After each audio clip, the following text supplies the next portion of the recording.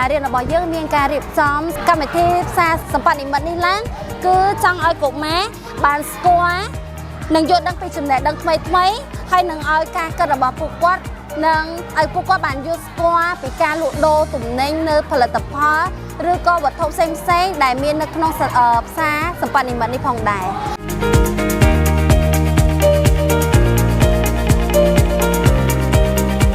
Alright, so why we conduct a market fair?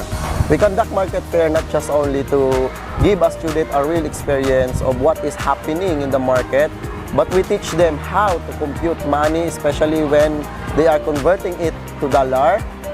how to spend wisely the money they have, and also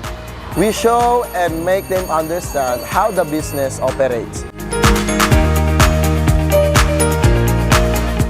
គោលបំណងដែលយើងបង្កើតផ្សារសម្បត្តិនិមិត្តនេះឡើងគឺយើងចង់ឲ្យកុមារីអូនតូនកូនតូចហ្នឹងគាត់ស្គាល់អំពីទីផ្សារច្បាស់លាស់ថាអ្វីទៅជាទីផ្សារអ្វីទៅជាទីប្រជុំជនព្រោះទីផ្សារវាមានអ្នកលក់មានអ្នកទិញហើយនឹងមានមនុស្សម្នាដើរទៅមកដូចជាទីប្រជុំជនដែរប៉ុន្តែវាខុសគ្នាត្រង់ថាទីប្រជុំជនអត់មានអ្នកលក់អ្នកទិញទេមានតែអ្នកដើរតែទីផ្សារគឺមានអ្នកលក់និងអ្នកទិញហើយមួយទៀតគឺយើងចង់ឲ្យគាត់ស្គាល់អំពីតម្លៃនៃរូបិយប័ណ្ណក្នុងការចាយវាយនៅលើទីផ្សារឲ្យបានច្បាស់លាស់បាទឲ្យដឹងថាតម្លៃរូបិយប័ណ្ណមួយដលឹកនេះតម្លៃប្រមាណ 1000 ឬក៏ 5000 ឬក៏ 10000 ឬក៏ជាប្រាក់ដុល្លារដើម្បី